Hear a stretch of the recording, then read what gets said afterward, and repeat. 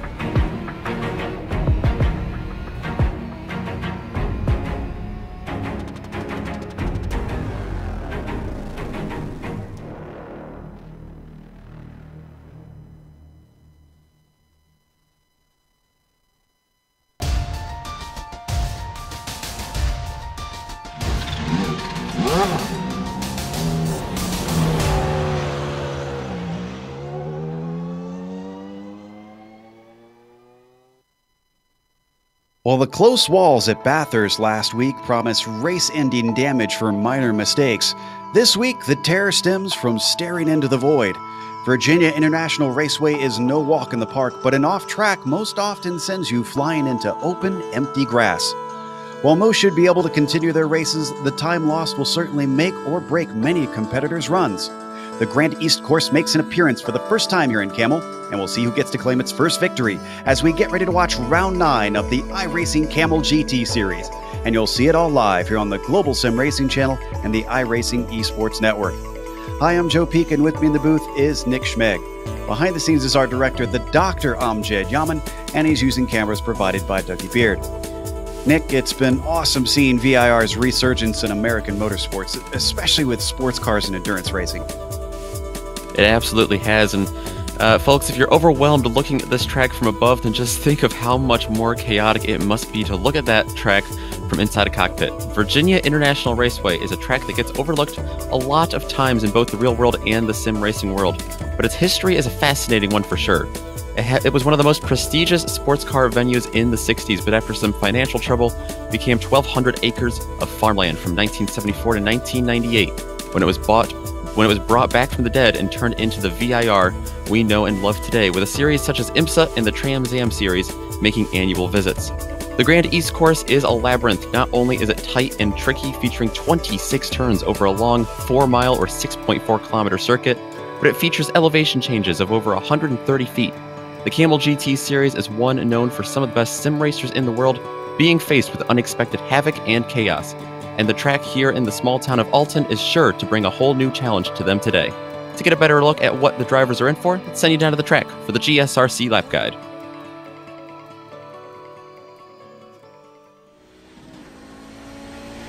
All right, we've got Phil Lake in the GSRC Audi, so let's do a lap around VIR. Down towards the horseshoe, this is going to be a very popular place to pass. But watch out under braking, because it's not uncommon for drivers to come in too hot and slip way off into the grass. Make sure and tuck it down into both apexes, and then you're on your way to NASCAR Bend. The kink in the braking makes this 90-degree corner so much harder than you'd expect. Dip a wheel off into the grass and you're likely to spin off, sometimes flying as far as hitting the tire barrier. Then it's a real short burst into left hook, but the name is a misnomer. It's more like a chicane with how it leads back into the arc that takes you into the snake. And that's going to be a pretty important section in this Grand East layout anyways. The snake is still single file, but anyone who gets a run on you now has an opportunity with the braking into the uphill. And while the sudden rise heading into the corner might give you grip, the crest at the top makes it tighten, so it requires a pretty late apex. From here through all of the infield, drivers need a lot of throttle modulation and patience. It's tight, twisty, and very low speed, honestly made for much lower powered machinery. The back and forth here at 11 and 12 in particular are going to feel like you're absolutely crawling. Eventually, you do get to stretch the engine's legs out a bit on the way down to the spiral, but don't let it fool you into braking too late. It'll feel like you can take it in deeper, but that will bite you. It's blind with very little grip, and understeering wide will garner you a cut course pretty easily. On top of that, there's some bumps and dips in the grass that can damage your car badly. Eventually, coming out of the hairpin, you'll get another squirt of the gas before fishhook. But unlike a lot of corners at this track, it takes an early apex instead of a late one. You're now back onto the main course, and you're climbing up the hill towards South Bend, so this should feel a lot more familiar. The circuit drops away from you big time on the exit of this kink, but you've got no time to dwell on that because you've got to switch sides for Oak Tree. You'll be braking and turning on your way in, which is part of what makes precision so tough here. And a good run off the second apex is critical because it dumps you onto the backstretch. But if you're side by side with someone by the end of the straight, it'll be a game of chicken into the roller coaster. A blind crest combined with a kink in the track and the runoff is downhill, let's just say expect mistakes. Now we'll drop back down towards Hogpen. Smart drivers will set themselves up by hugging tight to the left on entry and then easing back onto the power as you exit the corner. This turn goes on longer than you'd expect, and it'll be easy to wind up in the grass. But hopefully, if you've kept it all together, you've now finished a lap around VIR.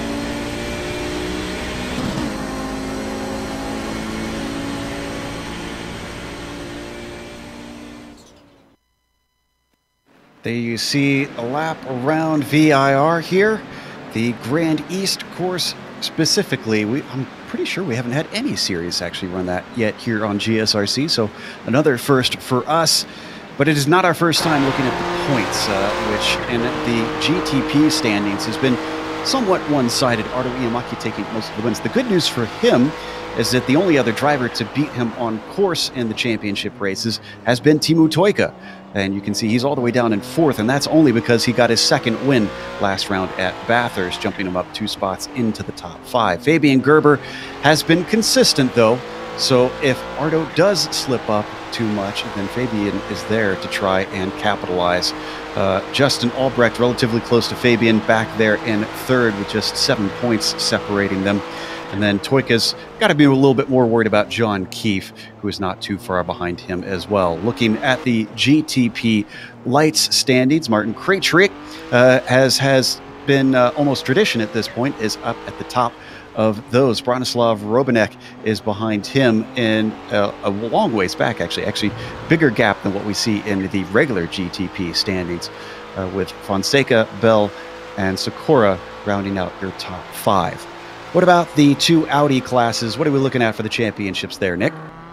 Well, like you said, we have only had 2 winners in the Nissans this year, and we've only had 3 in the Audis. Riley Thompson is not one of those, but he is on top of the points with some solid consistency. 2 points is what he leads Milan Arnozzi over by right now. Arnozzi has 2 wins, Sonoma and Indy, and they are followed by Phil Lake, 20 points back, Dennis Neidhart, 22 points back, and Nicholas Makanos, 28 points back. And then we also have the GTU standings in this class. Hideki Koivisto continues to lead that with Adam Lindgren 6 points behind, with Matthew Jetse, Reed Miller, the 2 Canadians, following them in 3rd and 4th, as well as Michael Haynes, 43 points back in 5th. Now, if you've never watched Kamel GT, this is going to be an interesting one with this track layout, but let's get you familiar with what we've got in store. This is round 9 out of 12 because this is official racing. But in this specific championship that they run here, the VCR, it is 2 drop weeks instead of the 4 that you get in official racing. The race distance today is their sprint format at 40 minutes. The cars are open setup, so anything that you could do to the Nissan GTP-X or the Audi 90 in the real world, you could do here in the sim. 25 points for a win, goes all the way down to 20th place, but we don't have 20 cars in each class. In fact, we have 23. Bathurst obviously pulling a lot of these sports car fans away today, but still some stalwarts out here in Virginia to race with us. Now, thank you for joining us here on the iRacing Esports Network. We highly encourage you, if you've been enjoying our coverage here today on GSRC, to subscribe to IESN. All you got to do that is to click the big red subscribe button, and then you'll get all of IESN on your YouTube feed. We've got qualifying going right now, and well, the drivers have all been through virtual inspection, but if you do a lot of inspections yourself, in fact, if you do independent vehicle inspection, there is a lot to keep track of. Whether it's an old school pile of paper documents or a computer full of spreadsheets, it can get overwhelming. But we have great news for you. Inspect a Ride is the fastest way to conduct your vehicle inspections and create reports. You can save time, eliminate paper, keep better inspection records, and simplify your life all from your iPhone, iPad, or Android phone or tablet. You can find out more about this useful app at inspectorride.com/iRacing, where you can even download a free trial to find out if Inspect a Ride is right for you. So check it out. Once again, that address is inspectorride.com/iRacing. Taking a look at the qualifying, it's long laps around here. 2.5 minutes for the Audis, but for the Nissans, Carl Janssen with a 2:10.5 currently has it on the pole. Justin Albrecht is trying to give chase to him. He is indeed. Lots of names we don't see too often in this series, like Carl Janssen at the top right now in the Nissans with a 1 second lead currently over Justin Albrecht, but still a lot of drivers putting some times in here, so it'll be interesting to see how they shuffle out. Down in the Audis, it's Milan Arnozzi continuing his forward momentum up to be not just a race win contender, but maybe even a championship contender at some point. He's on the pole with a 2:26.1, and he's looks like he's actually still halfway through this first lap. Might have enough time to complete it. It's so tight for some of these drivers. Justin Albrecht finishes his second lap and does not take the pole away, though he does improve his time by a couple tenths. Yeah, you mentioned Milan Arnozzi there. Like I said earlier, he has the 2 wins this year at Sonoma and the Indy bike layout. He has 3 podiums in total. It's been a statement year for him for sure to get up here in the GTO class and to make a run in the top 5 in points. Watching Arnozzi come around to the roller coaster, one of the tricky braking zones, many of them around this circuit, and then back downhill into Hogpen. He's being chased by Rob Olenek, who's coming off a bad finish a couple hours ago in the Lotus 49. He's actually just crossing the line now, but he does not improve, so he'll stay at least in second for the time being. Arnozzi crosses the line, and that lap will not count for him. Must have had an off track somewhere. Antti Terho, the Finnish driver, going to be the next one to cross with just about 11 seconds to go. Also had an off track, so he's not going to be able to count that lap. Is there anybody else able to finish? Riley Thompson goes one better and, in fact, gets himself up to fifth, but that's a little far down compared to what we're used to with him. That's all the time we have for qualifying, unfortunately, so let's go through your starting grid. Carl Janssen will be on the pole with Justin Albrecht next to him in P2. Then row 2 will have Arto Iamaki on the inside. Tapani Linoluoto starting 4th. Fabian Jungbluth will be P5 at the drop of the green. Martin Krejcik starts 6th. Then in 7th, it is John Keefe, followed by Bronislav Robanek in 8th. P9 will be Paul Ferrer, and Ryan Lang did not get a lap time in, so you won't see him until the end of our sheet here, but he will start 10th in the Nissans. But right behind them, Milan Arnozzi is the first of 13 Audis that have entered today's race. Rob Olenek going to join him on the front row there, and they are followed by Antti Terho, Nicholas Makanos, and Riley Thompson, who will be starting 5th. Dennis Neidhart in the 9 car, and Reed Miller in the 17 car, going to be 16th and 17th overall, followed by Franco Scurry, Hideki Koivisto, and Cedric Poyle, those last cars to get a qualifying lap in. The 3 drivers that did not get a lap in, rounding out the field of 23 today, it's going to be Inho Jian, Adam Lindgren, and Michael Haynes. Cars are lining up here for a sort of new circuit here for the Kamel GT series. Now, they've raced at VRR plenty of times, so they should be mostly familiar. I have a feeling that it's traffic in that infield section, Nick, that's going to cause a little bit of a headache today. Yeah, absolutely. If there's any saving grace in that that little clause there, I mean, they might not be dealing with traffic nearly as much as they are other tracks, just because the track is so big, and we do have a little bit of a smaller field today, but they're going to be dealing with lots of traffic nonetheless, and it's going to be a headache already because of, you know, all the challenges that this track presents. And then you throw in dealing with traffic and all of those tight, blind, twisty portions with the hilly section. It's going to be quite the challenge, quite the handful for these guys today. I have no doubt. And a handful, especially for the Nissans. I mean, for our viewers who haven't watched before, we always talk, Nick, about the turbo lag. And for our audience that isn't necessarily big on racing, especially racing of these cars from the 80s that had a lot of turbos in them, explain exactly what we're talking about when we mention this turbo lag and why it relates so much to this course. Yeah, so a lot of times you know, these older cars that they're driving, these Nissans, they are equipped with that turbo, but a lot of times these guys get the power down and it kind of stutters a bit, and then the turbo kicks in and the rear wheels really get spinning.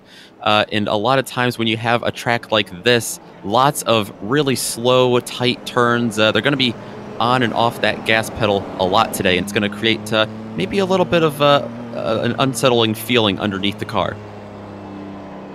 Hopefully they can keep it underneath them, and you can see just how twisty it is. And this is the main course, mind you, that they're heading through the left hook on board Robanek and then up into the Snake. That has certainly caused some issues with traffic in the past with this series. And this is where they dive off the main course into the infield section, this one called the Uphill. Now, I noticed on our lap guide that even Phil Lake in the Audi, which doesn't ride incredibly low compared to, say, the Nissan, he was getting sparks bouncing out from under the car just as they climbed onto that next section of track. Is damage going to be a common thing today? It could be, and you know, the chassis kind of rubbing the ground a lot of these parts. It's hard to create a setup that's equipped for this track just because there's no two parts of this track that are alike. Some of them are way up on a hill, and some of them are going up a hill, some of them coming down the hill. As you see, the Nissans are starting to make their way down the hill now, but it's going to be interesting, and you have those curbs as well you got to watch out for, which is not going to help these guys at all. The Nissan's notorious for not being friendly with the curbs, and they are everywhere around this track. I liked Milan Arnozzi's little note on his rear wing. It was eat, sleep, race, repeat. So definitely a lot of drivers on iRacing, I think, who subscribe to that philosophy. Now they come back to the main course out of Fish Hook. That's one thing they got right about this course, I have to say, Nick, is at least when they brought it back, they brought back a lot of corner names. There's too many American tracks I see anymore that are just 1, 2, 3, 4, 5. Just such creative and inspiring names around this track. It is always fun to have those names as they come down here. This is the famed oak tree turn that they kept from the original layout before this became a couple hundred acres of farmland. So that original oak tree, there are lots of history behind that. It's going to be not only a great thing to see in terms of scenery, but also a great passing zone today, I think. Poor oak tree, rest in power, I suppose, as it's no longer there in real life. From what I understand, they did plant a new tree over in that corner, but it's much, much, much smaller right now. It's got a lot of years to make some history for itself. Hopefully, it'll see a lot of it. Down the long backstretch, climbing up the hill, one of the few long stretches that you'll see on this track, which will certainly make some intriguing situations. Will really show us who are the brave drivers, no doubt, because it comes up to this corner, the roller coaster. I talked about the difficult braking. You can see the crest there on track as the roof pace car leads them over it, and then in the downhill braking of the right-hand portion of the turn. And now they finally complete this long, long pace lap. The roof pace car will shortly be peeling in. We go racing for 40 minutes here in round 9 of the iRacing Kamel GT series. Around the last corner of Hogpen, there is that pit entry. Pace car is in. Janssen has control of the field. He gets a great jump over the likes of Justin Albrecht. But Albrecht immediately slots in the line to try and cover off the likes of Iamaki. He gets a little bit of a slipstream. Coming up to the first corner, tries to go around the outside. Iamaki takes a small peek, but they're mostly single file and they're clean through the first corner. Let's go to the Audis. Not as clean in the Audis. Nicholas Meccano's got booted off the track, and he is going to recover after starting 4th in last place, but it's Milan Arnozzi leading Rob Olenek and Antti Terho right now. Your podium top 3 right now in the Audi. Relatively clean otherwise. I did saw Koivisto also with a small off in the horseshoe, but otherwise managed to continue. Already they're working through the left hook and then through the snake, but the Nissans are in the infield portion of the track, winding and weaving their way through. Carl Janssen leading them up and down towards the spiral. Talked about this being that downhill section we saw in the lap guide. Drivers expected to have a lot of problems through here with this blind corner. You can see just how blind from this camera angle right here that Dougie set up, that still camera really showing how much of a crest they come over. Yeah, that is so difficult for them to deal with. And Hideki Koivisto has had another off. He's going to get it back going. Just so many different turns to learn here, and it's so hard to keep track. And Adam Lindgren, another driver who's had a spin. This one on the way down into the spiral, and it was all himself. Let's take a look at the replay. Fortunately, he found one of the close walls at this track. Yeah, one of the few, and I think he was trying to get that turn, that kind of kink coming down the hill, straightened out a little bit, and swung it just a little bit wide, setting up for that maneuver, and just kind of lost control there. And it's a tough start for the day for that 20 car. Grass is not your friend around here for sure. So second to last in the pack for the GTOs, but the GTP class is already completing their first lap. Janssen starting to stretch away from Albrecht, about 1.5 seconds between them. Albrecht as well trying to gap the likes of Iamaki, but Iamaki has it underneath the second as they come back towards the horseshoe and break for this sharp corner, this double apexer, weaving their way around. Nothing doing for now. It's just going to have to run in line behind them. I think we're going to have a pass down for third in the GTOs because Olenek just got overtaken by Riley Thompson. Yeah, he was running second, and he slid off the track, allowing Antti Terho to go by, and then Thompson also went by. So looks like Olenek falling back to 4th right now. So despite Thompson's qualifying, it seems like he's doing pretty well in the race, and we're very early on in this thing. He's already up onto the podium, and he's no more than 3 seconds behind the leader, Arnozzi. He still, as you mentioned, though, has yet to get a win this season. I have to wonder at what point he can break that duck. Yeah, he's had 6 podiums this year, but has not found the top step of the podium yet. And I'm sure he'd love to do it. I'm sure he's loved to do it in races past, but I'm sure he'd love to break that streak today here in VIR. And he's got some work to do, but still early on, he's making some headway so far. So it's going to be very interesting to see him work his way up. Look at them just wind their way through those S's.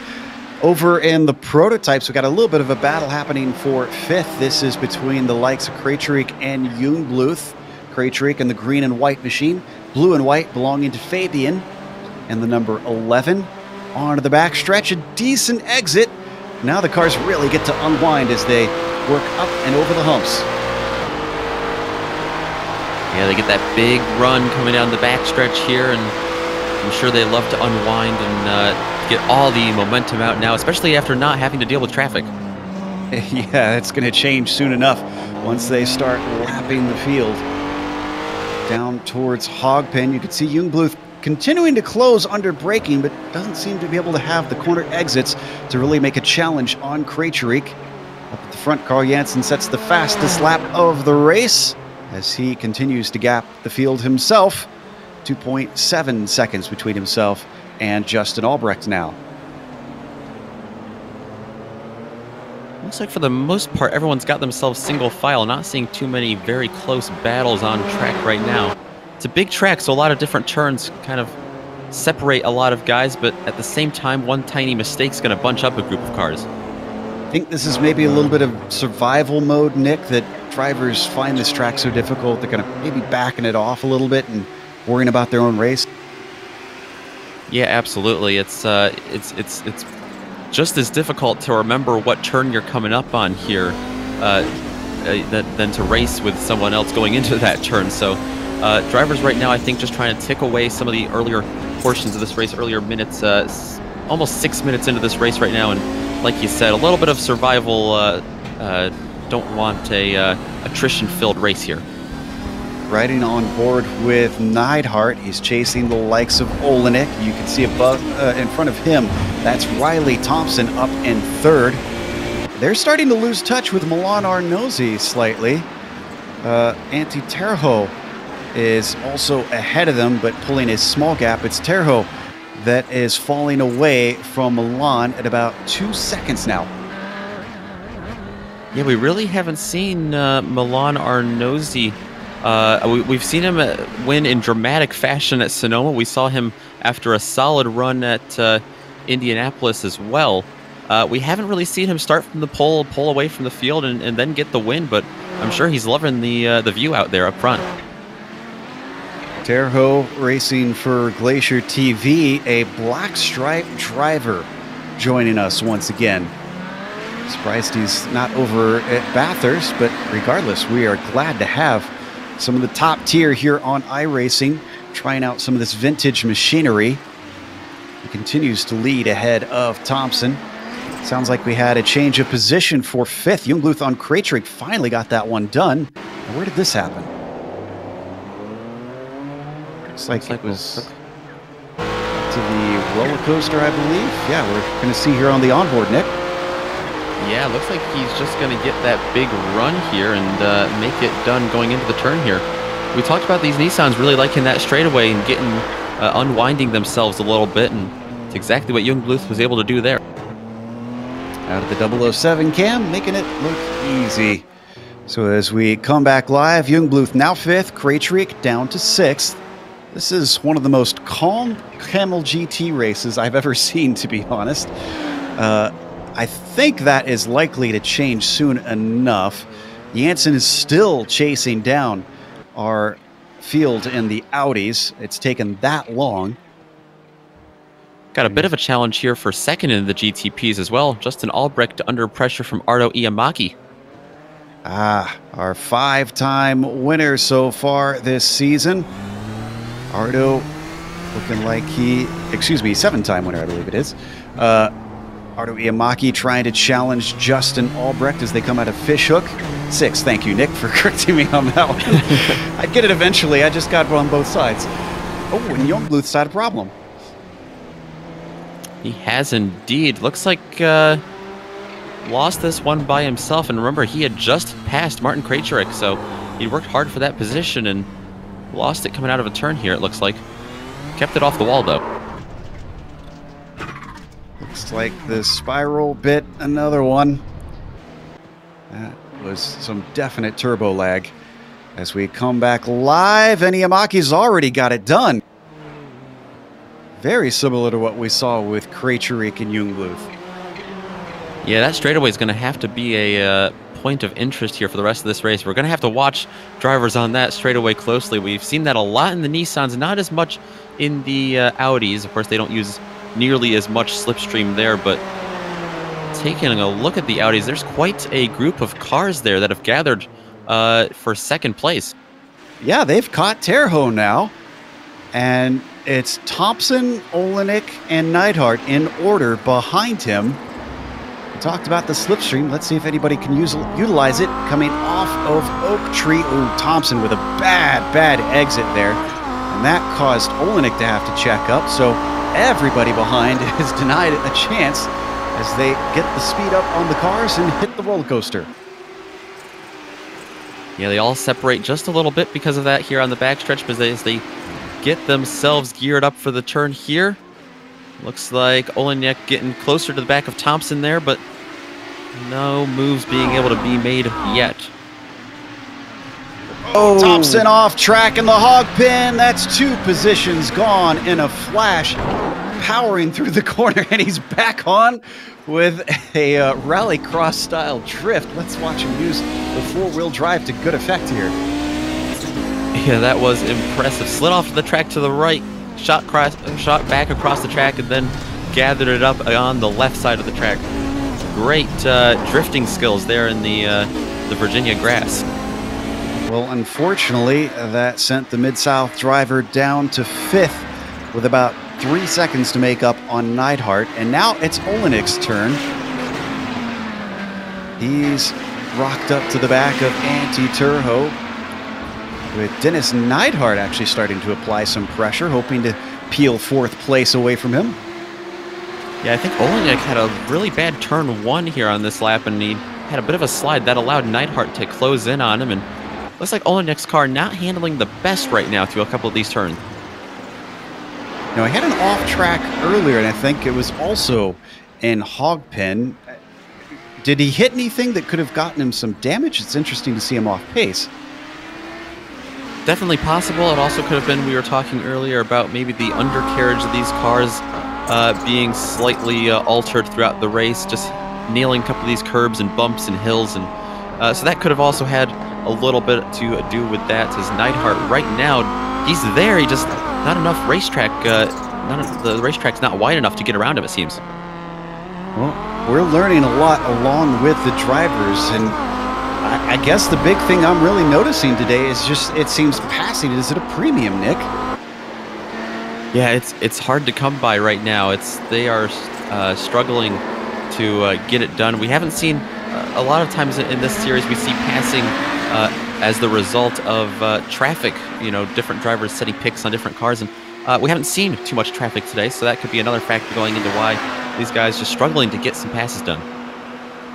Jansen is actually still trying to catch up to Adam Lindgren, but at the back of the field of the prototypes, we got a little bit of a battle going on, not just for 8th place, but 9th as well. Paul Farrer made an error very early. Oh, and he's going to dive it in deep into NASCAR Bend. Not often you see passes into there, but he makes it stick. The number 22 with a brave move. Yeah, that was a gutsy move indeed from Paul Farrer. Didn't want to be last place on the chart right now, and he's not going to be, and he's already opened up a bit of a gap over Ryan Lang. Next car ahead of him is Bronislav Robanek. Straight up sneak attack. We watched it on board. He lined it up, and Lang could have no answer. to try and defend that one. It was so sudden, laying now to 10th in class. Let's check back in on that battle for second, third, and fourth. And Polfair makes another error before we can jump away. That looks to be another case of trying to get on the power a little too eagerly. All right, back over to that battle for second. Terho ahead of Olenek, ahead of Neidhart. Antti been holding on to this one, starting from second place, I believe it was. So he's back where he started and has been trying to do his best to withstand the pressure as they come down to the spiral. Yeah, Terho been really slowly cautious up through the S's there, and that really allowed Olenek and Neidhart to get to the back of him. But like we've been watching, just they can't get the pass done. Not enough room there. Look at how close Olenek gets to the back of him. That's what he needs when he gets to the braking zone. Unfortunately, maybe a little wide from Terho. He keeps it together through South Bend. But here comes Oak Tree. Can Rob set him up? He gets awful close. It's looking decent. A big bobble off the corner, and Antti Terho drops 2 positions in the snap of a finger. Just on the gas a little bit too soon. He was under a lot of pressure from Olenek, so he wanted to get back on that gas and try to create it so Olenek couldn't get a run on him, but ended up almost wiping himself out, though. That was a good save, though, by Terho. Olenek almost lost the spot, too. The draft helped Neidhart get right up to him, but he covered off the inside. Let's get an onboard replay with Terho there, because, boy, what a save.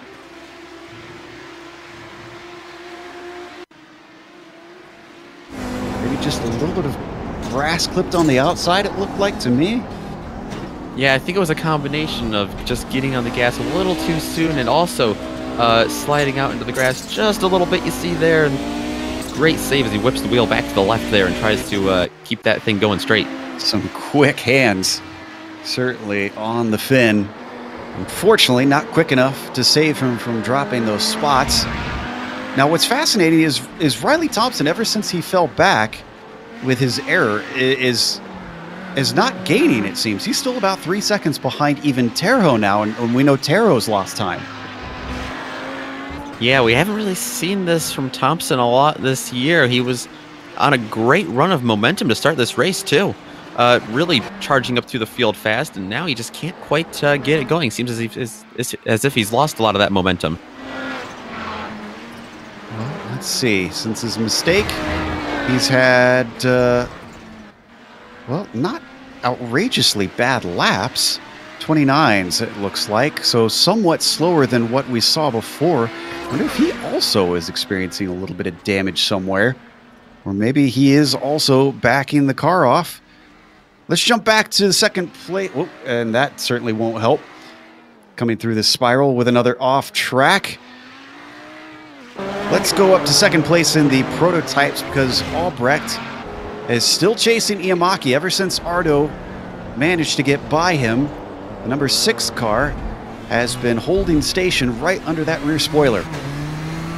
And these two cars also dealing with a little bit of traffic as well, as you see them get by Cedric Poyle there. At least Iamaki will get by him. Cedric is going to split those two.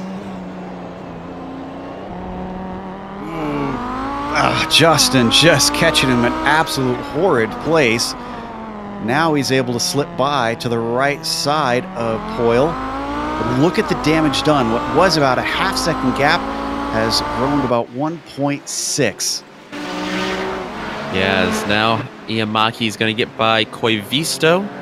And it looks like Hideki Koivisto going to split these two as well as they go by the old oak tree. Traffic just not playing nicely with Justin Albrecht. But still a lot of racing left to go. We're only halfway into this race with 22 minutes on the clock. And just now, the fact that we're starting to see traffic tells you the length of these laps. Yeah, these guys are catching a break today for sure in terms of traffic, but not so much in terms of the racetrack that they're at. This is still a very challenging track to deal with, and a little bit of traffic to give them a little bit more of a headache, but they seem to be dealing with the little bit of traffic they have fine today. Let's check in on our leaders, though, because we haven't watched them in a while. Carl Jansen still up at the front, but he stretched away from Iamaki by a whopping 10 seconds. He's certainly got his foot down today. And then over in the GTOs, it's Milan Arnozzi still leading, but not as big of a gap. Olenek is back into second place, and it's about 5 seconds between himself and Arnozzi. Yeah, not an overwhelmingly huge lead for Arnozzi right now. I mean, Olenek can still see that purple dot ahead of him on the racetrack, so it's still a lot of time left in this race for Arnozzi to make a mistake or get caught up in something, but still a lot of time for the cars following him are Olenek, Neidhart, and Terho to do that as well. Indeed, once the leaders start to catch them, and the GTP cars have to work their way through, that could slow him up unintentionally. Still looking at the likes of Olenek and Neidhart, teammates working together in second and third. A 2-3 finish is not going to be something they'll turn down, I'm sure.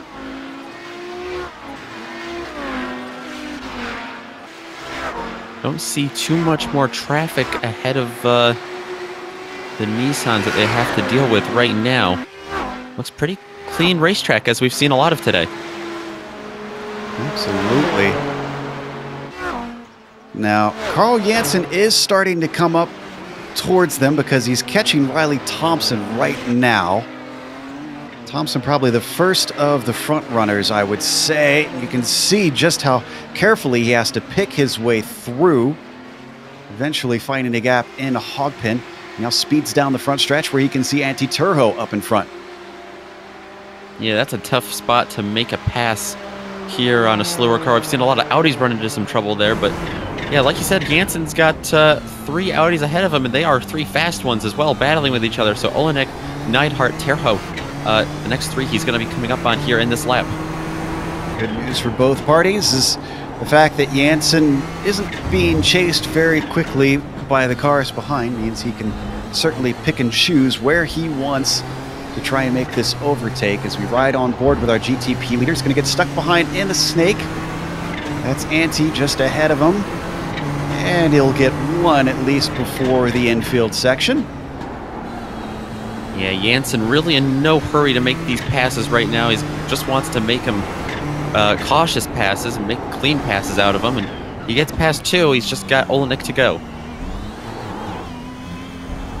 Held up the likes of Neidhart just slightly through 9, but seems like he's not been able to be overtaken by the likes of Antti Terho due to that. Trying to go the long way around, not much grip way out there. Jansen exploring exactly what his car can do. He is going to slow up Olenek through the fishhook, but he gets through cleanly after maybe a slight little scare. Yeah, the outside line switches back to the inside, and Jansen's going to get that job done. And we look back, and it looks like Iamaki and Albrecht are going to be coming up on Thompson here soon. So they're going to be dealing with these 3 or 4 cars as well. Oh, but Iamaki has put a big gap on Albrecht since that traffic held him up. It is now 4 seconds between second and third place. So Iamaki's been doing much better with the traffic than the likes of Justin. He has indeed, and I can report Jansen just got past our GTO leader, Milan Arnozzi, cleanly, so he's got quite a lot of clean racetrack ahead of him. In fact, the next cars he has in line are lap-down Nissans to get around. Our closest battle on track is still for P3 in the GTO class. That is Neidhart being chased by Terho. They come down the front stretch. They're going to have one more friend joining them. Second place, Iamaki rocks up to the back.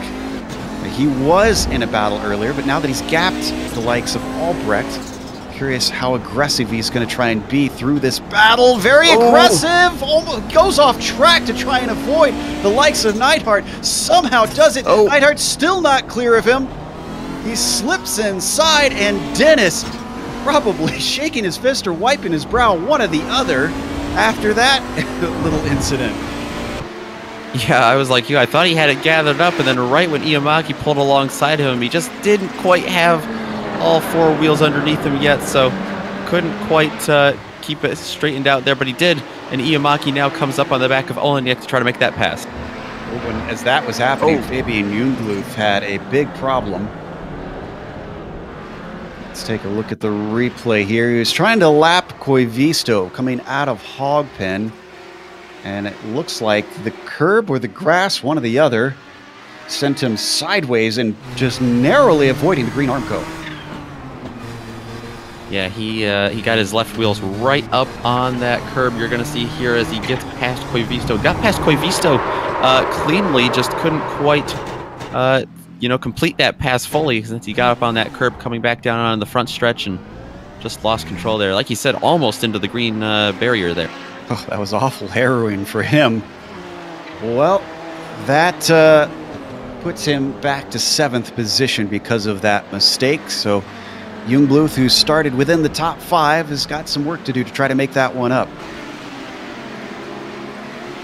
He does indeed, and right now, back in the Audis, it looks like Neidhart has the lead right now over Terho still, but not too much room here for him to work with because Terho is definitely putting more and more pressure on that 9 car.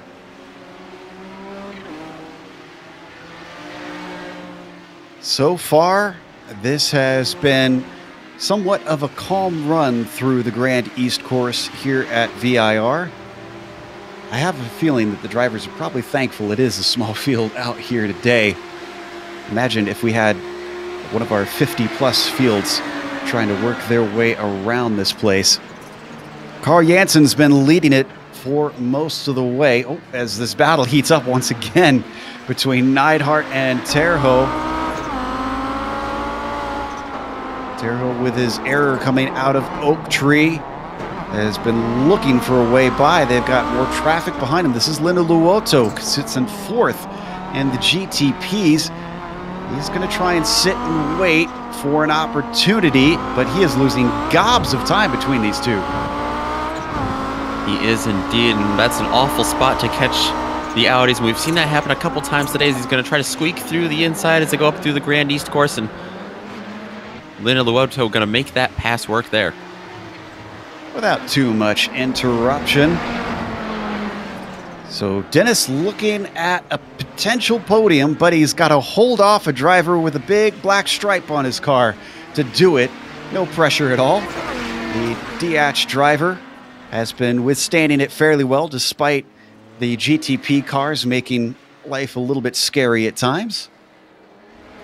And Dennis Neidhart, he's had a great season.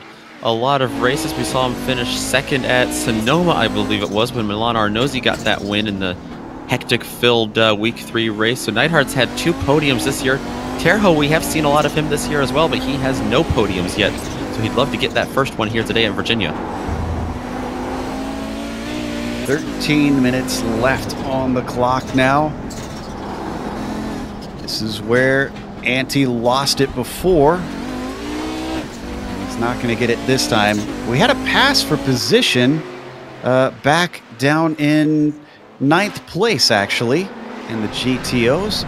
Going to see the Italian Franco Scurri lose out to the Finn, Hideki Koivisto, through 12. It doesn't look like the normal racing line to me. No, not quite, but Koivisto's still able to take advantage of the mistake there from the 15 car of Scurri and make that pass. Oh, and Paul Ferrer is off track for about the 3rd time. He's way off track. Boy, I talked about staring into the void. I think Paul Ferrer went into the twilight zone here. Look, where is he going? Yeah, talk goodness. About an alternative racing line here. This is interesting. Did you see the nose of that car suddenly look to the center of the earth? Dear Lord. And did something happen to Krejcik as well here? He's working through some... he was also off track. Oh, he was off track with Thompson and Makanos. They had quite the incident there. Ooh. Oh, wow. Let's watch that one more time. Krejcik was trying to get around Thompson, and not enough room there. Thompson slid back into Krejcik, and Makanos was the innocent bystander that got caught up in that. Actually, Makanos had to go off track to avoid it. Yeah, he came out the best of those three, which isn't saying much considering how much time all three of them lost. Let's watch on board from the Central Eastern European driver. Trying to see... Oh, you know, there looked like a little bit of ghost contact between the two of them. So I think that might be what set it off. Regardless, all three are continuing yet again. In fact, we've only had 2 DNFs so far today. Ferrer and Michael Haynes have taken it into the pits. We still got 21 running in the final 10 minutes. That was some great driving there from Nicholas Makanos. It's really hard to tell yourself as a driver to avoid a crash by taking it off track. You oftentimes try to stay on track and then get it slowed down. But Makanos, great reaction time there to split the gap there and get off into the grass and keep it clean. It's good news, bad news for the number 8 car. That bumps him up to 5th, and he's about 8 seconds ahead of Riley Thompson. The bad news is he's now about 13 behind Antti Turho in 4th, so he's probably not likely to gain any spots unless someone has a big problem ahead of him. But he survived without getting any damage, making contact with the other 2 cars spinning it in front of him, so it's another positive to take out of this one. That's almost separates one of our other close fights. Really, it's down to Neidhart and Turho, the last 2 close to one another, and they're almost a second apart, to be honest. Yeah, they look pretty close, but it's going to take a lot for Turho to get up to the rear of Neidhart. It looks like Neidhart might have stuck a tire out in the grass there a little bit. That'll help Antti catch up a lot quicker. But with them not being very close, let's real quick run you down on what everybody's race has been like so far. Carl Janssen has now got it up to 21 seconds ahead of Ian Maki. If ever there was a race for Janssen to show up again, it's this one, because he is absolutely dominating. Probably going to be grinning as he crosses the line with this victory, as long as he can keep it on track. That's Arttu Iamaki that you see currently running in 2nd. May not be another win, but all of his championship rivals are behind him. And that's what's important to the number 4 as he continues on what is an impressive season. Justin Albrecht is running in 3rd place to round out the podium. He was giving Iamaki a run for his money. He was ahead of him, actually, in 2nd place earlier on, started from that P2, but fell backwards, and since then, and has had no answer for the Finn. Tapani Lindaluoto currently runs in 4th place. Has kind of been in no man's land. We've really only seen him when he's come through the traffic and split other battles that we've been watching, but Tapani going to get a nice haul of points today. John Keefe, I'm not sure that we've mentioned him even once other than the grid, but he is going to get a top 5 if he can keep this together. Another driver that really has had nobody to race with. Fabian Jungbluth has had some problems throughout the day, some of his own making, unfortunately. The number 11 now finds himself in 6th. Martin Krejcik, who was ahead of him, now falls back to 7th place with that recent error that he had running into the likes of Riley Thompson. The number 14 still going and still within about 1.5 seconds of Jungbluth, so we could see a battle erupt there. Then you have to jump way back to Bronislav Robanek, 36 seconds back. He's running P8, and he's still going and on the lead lap. The last car still going in the GTPs is Ryan Lang, who has managed to survive pole fair despite pole being a little bit faster than him. He's running in 9th. Pole is a DNF as far as we can tell for today, last on the field. What about the GTOs? It all starts up front with Milan Arnozzi in the 12 car. He started from the pole, And he is continuing to race up front, looking for his third win of the year in a statement season. Behind him, it is Rob Olenek and Dennis Neidhart, who continue to have a Neidhart trying to chase down Olenek, but Neidhart has the likes of Antti Terho behind him, and that is your closest battle on track right now. Fifth place in the Audis is going to be Nicholas Mikanos, he had a little bit of trouble at the very start of this race. Started fourth, was booted off the track, came back onto the track in 13th out of 13, and he's back up into the top 5, so a solid run despite that today from Mikanos. Riley Thompson is behind the 8 of Mikanos. He was really another one of those hard chargers up early in this thing, made one mistake, and haven't seen much of him today other than that. A couple names we haven't mentioned a lot today. Reed Miller having a great quiet day, as well as Inho Jian in the 10.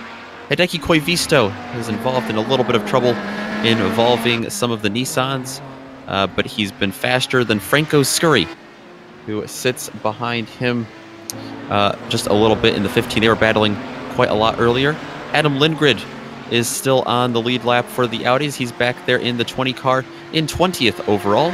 Then your last 3 cars overall on the track right now. Cedric Poyle in the 18 Audi, Paul Ferrer in the 22 Nissan, and Michael Haynes, another one that's taken it behind the wall today, the 23 Audi car. Only 5 minutes left to go in this 40-minute race. Terho's starting to get quite close. In fact, is he going on the attack now? Neidhart goes defensive, middle of the track to try to hold the Finn off.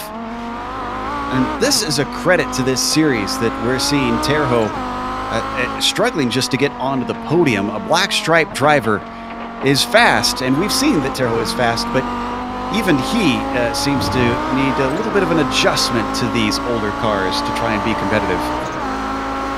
Yeah, definitely. It's a unique track to deal with unique cars, and Terho struggling just a little bit here, but Dennis Neidhart, not even one of our maybe top runners a lot of times in this class, being able to hold him off right now. Very impressive run from that 9 car of Dennis Neidhart. Up towards NASCAR Bend. Neidhart slightly off the apex, but able to carry the speed as Terho maybe takes a little poke to the left side of the car, but nothing doing there. This could be an opportunity if he can get a run through the S's, and in fact he does. Is Neidhart expecting it? Yes, he is. He covers off the inside into the uphill. It's going to make Terho go the long way around. Not sure that there's going to be much grip there. Oh, they come together! He still manages to get around. Antti puts his elbows out and takes third place away by force. Going up through the uphill, just not enough room there for Neidhart. He had to get on the curb. It unsettled the car a little bit. Got into the side of Terho, and now it looks like Antti might be able to pull away. This is all while they're holding up Fabian Jungbluth, the number 11 Nissan right behind him. Let's watch this one more time. I didn't think he'd be able to take it around the outside of the uphill, but he proved me wrong. Watch this. This is more due to Neidhart just getting a little bit of the grass, it looks like. A little bit of a door jam. But regardless, Terho survives it and makes the pass stick. Great driving by both of those guys. Honestly, it was a really tough part of the track to try to make that work, as we see Fabian Jungbluth split them right now. For the moment, he'll get by Terho here with no problem, I expect, once he gets that car wound up. Yep, looks like Jungbluth going to leave them behind on the backstretch. And I think we might get the white flag next time by. Carl Jansen currently coming out of the infield with less than 3 minutes to go. They're running laps of about 2:12, 2:13, the top GTPs. Takes the likes of Inho Jun. They're still running down in 8th. It's been a great race for Carl Jansen today. Haven't seen him at all, I don't think, for this season. So it's a great debut race for him this season in this series, and putting on quite the show up front. Yep, I believe this, and I want to say the Apex Online Racing's Formula Renault series was the first time we saw Jansen. There might have been absolute beginners. That was Miller we saw off track. That was just at the roller coaster, simple out braking. As Janssen crossed the line, we will indeed get the white flag here, lapping the likes of Bronislav Robanek, putting him a lap down.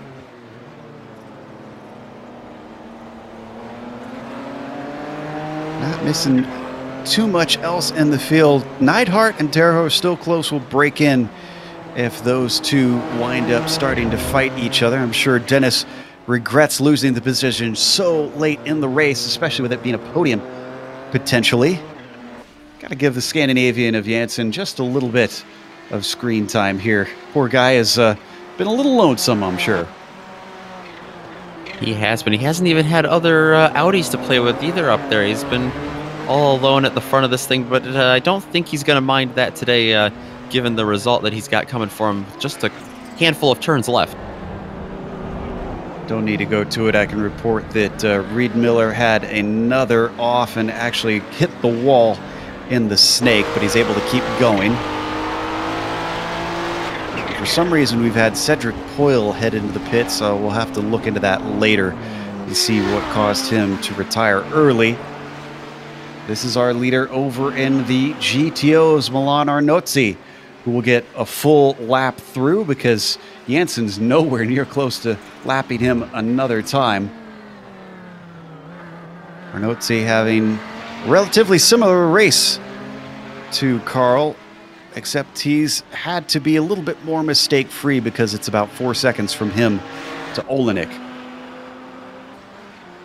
And still nothing to report back in the battle for third place in the Audis. Right now, these two guys being split by Martin Krajcik, so Terho being able to hang on to this Neidhart, I think, just looking for last second run that he might be able to get on him. Carl Janssen, in the meantime, is coming out of the roller coaster and down through Hogpen. The orange and white Nissan of the Scandinavian has been untouchable today. VIR Grand East's first winner here in the Kamel GT Series is Carl Janssen today. Looks like it'll be Iamaki holding on to second. Albrecht did close in a little bit towards the end here. Too little too late for the Ohio driver. Oh, and Thompson just took a tow, and I'm not sure why. We'll have to get to it in a little bit because Arnozzi... Oh, wait, no, Arnozzi still has about half a lap left to go. Maybe we do have time to see what happened to Thompson here.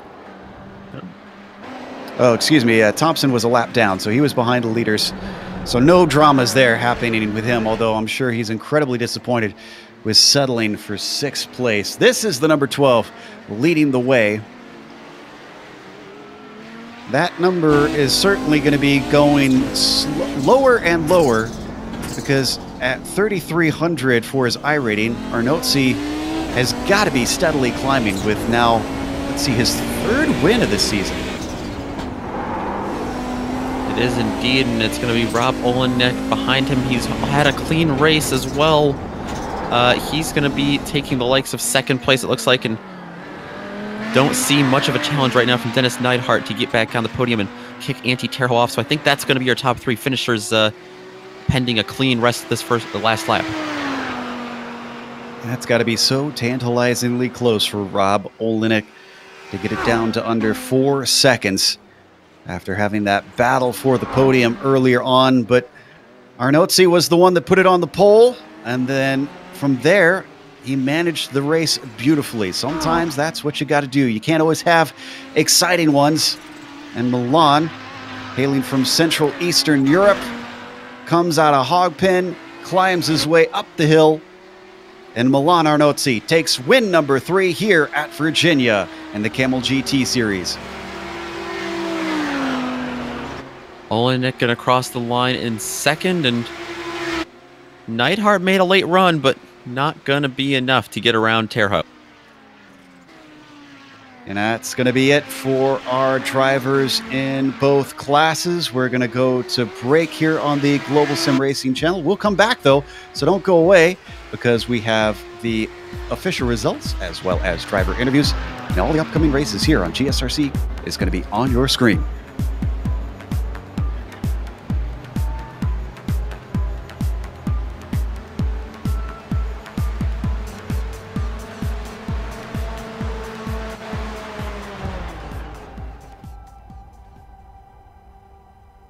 Growing up as a kid in Oklahoma, where I'm from, the Chili Bowl is the biggest race that we have.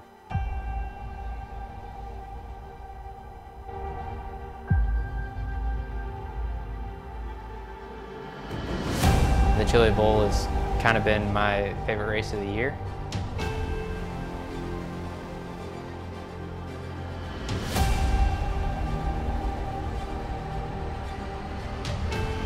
Growing up a dirt racer in Oklahoma, that's kind of the holy grail.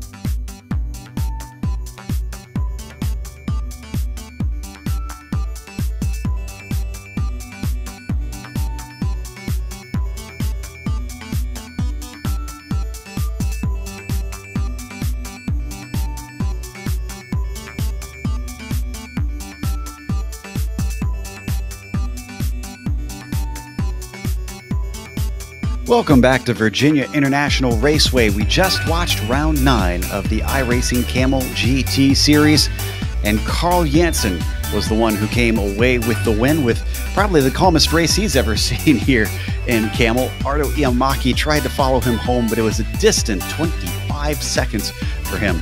Justin Albrecht winds up in P3, rounding out the podium.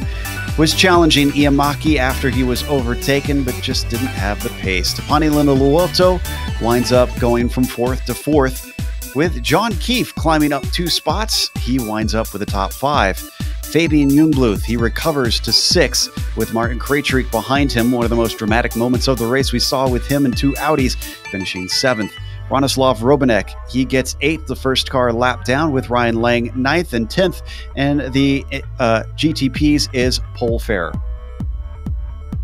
Milan Arnozzi going to be taking the win in the Audis, his 3rd win of the season, followed by Rob Olenek and Antti Terho will be joining him on the podium there for this race. Dennis Neidhart put up a fight, but it wasn't enough at the end to defeat the black-striped Antti Terho. Neidhart's going to have to settle for 4th in the class.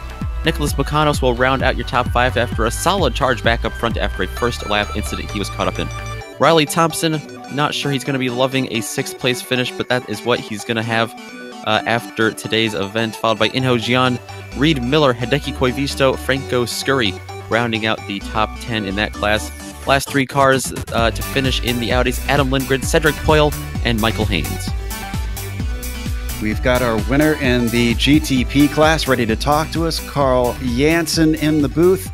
And Carl, we were commenting this seemed like possibly the calmest race in Kamel GT that you've ever seen. There was nobody within your class in sight, and traffic seemed a little sparse.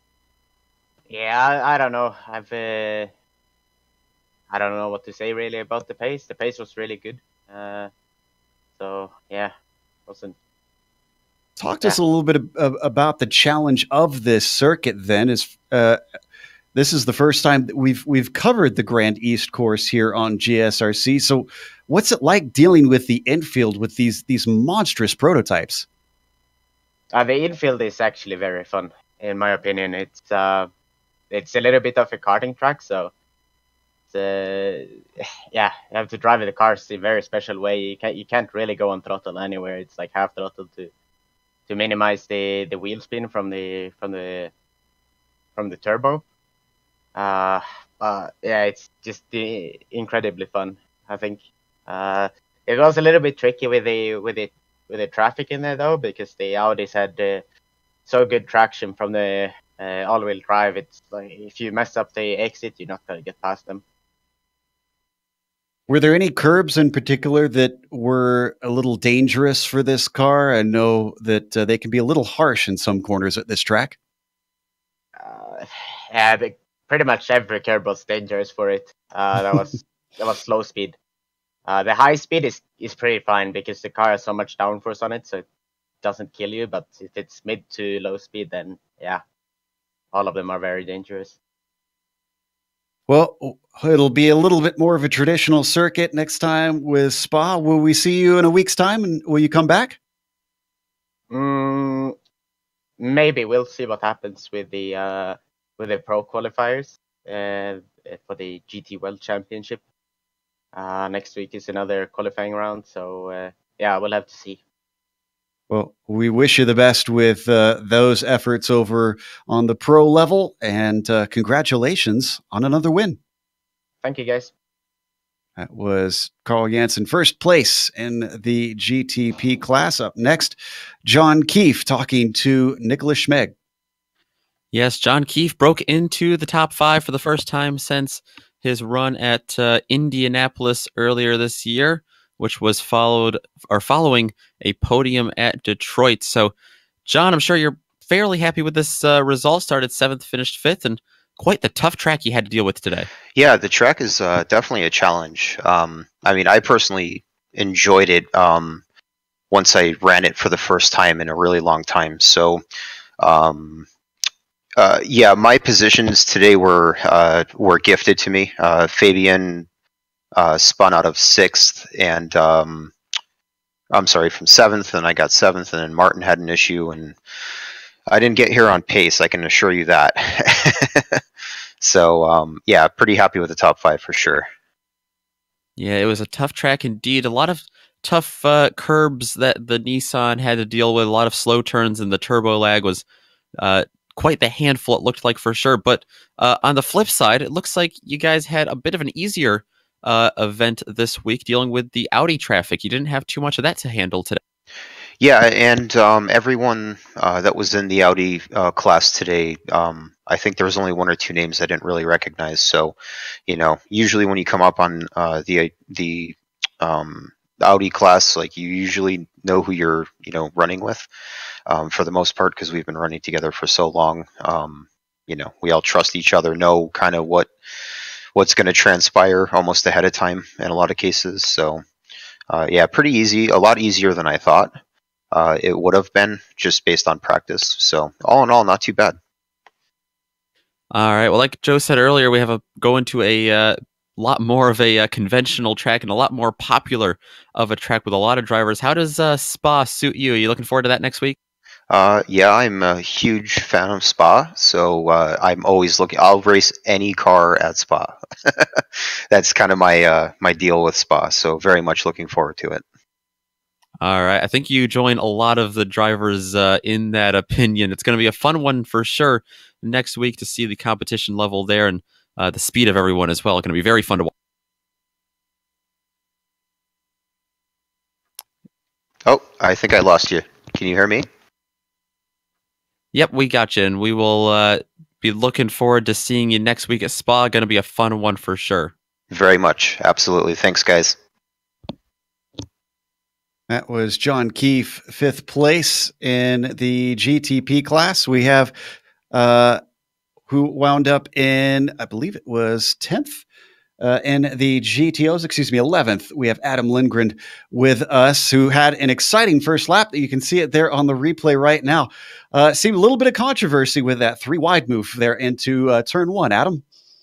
Yeah, well, I'll be honest. I saw the opening and I put my nose in there, and it was before the turn-in point, so I think I'm pretty clear on that. But yeah, I mean, in general, you don't want to go 3 wide in turn 1, but since I took myself out later, I say, fair's fair, I guess. Indeed. Tell us about that. Was that just clipping the grass slightly coming through the infield? What caused that spin? Yeah, I was coming out of the slow S's. I clipped the grass on the right side and then just could not recover the car. Honestly, I wasn't sure I wanted to talk to you guys today after I did that, but gathered it back up, stayed on track, and even though the engine was a little damaged from that incident, was able to keep it going and pick up 11th. So this is a bit of a new one. Obviously, you guys have raced VIR and Campbell before, but what about this Grand East layout? Do you want to see it return? Do you want to try a different layout for this circuit? I'd love to try a different layout. I think this one is a little bit too slow speed. It's really difficult for the GTPs to make safe passes on the GTOs, and everybody's in first gear a lot, which I know is a super hard struggle for the GTPs. It's a good test of everybody's fortitude and racecraft, but at the same time, it doesn't produce the greatest of racing. Now, the good news is when you guys go to Spa next week, it is not the GP version, so you'll be starting with Eau Rouge instead of La Source. How do you feel your chances are there? I hope my chances are better, just making sure to get the brake pedal dialed in and make sure that brake bias is all set, and just get ready to slam down the throttle and jam through those gears and make sure that I've got enough speed down the straights. You want to make sure you always have draft, so even if you get behind somebody, you don't necessarily want to pass them right away. You want to give it a little bit longer, so that way you have a good shot in a part where that's going to be a little bit more technical so you can make a good pass. Well, sounds like you've already sussed out the way around there. We will talk to you hopefully next week with maybe a little bit better finish. Thank you, Joe. I was Adam Lindgren, 11th today in the GTOs. And that's going to close us up today. Again, we want to thank our sponsor here for this broadcast. That is Inspect a Ride, who has a free download. If you want to try a trial version of their software, it is at inspectoride.com/iRacing. If you deal with any sort of a big group of cars where you have to look them over and keep track of a whole bunch of information, we highly encourage you to go and check out Inspect a Ride's software. A big thank you to iRacing as well for bringing us on to IESN. Once again, want to encourage you to subscribe to the network. All you got to do is click that big red button and you'll get all the races here that iRacing offers on your feed. Thanks to the companies that provide the software and hardware for our broadcast. You can see them listed here on your screen. And additional thanks go to Eric Ekholm and June Lalonde, who provide our wonderful music. See the screen for how to get a hold of more of their great work. Thanks to the team today, Nick, Amjad, and Dougie. If you'd like to find out more about GSRC, including upcoming races, you can find it at globalsimracingchannel.com. You can also check us out on social media. We're on Twitter at GSR Channel, Facebook at Global Sim Racing Channel, and Instagram at GSRC_Graham. If you head on over to GSRC's page, we've also got a red subscribe button. Make sure and subscribe to us so that you don't miss a moment on the GSRC. As we mentioned, going over to Belgium for the next round. That'll be Saturday, February 16th at noon Eastern. We also have upcoming races for other series listed on the screen, so check those out and mark them down on your calendar. But until next time, race clean, race hard. We'll see you on the track.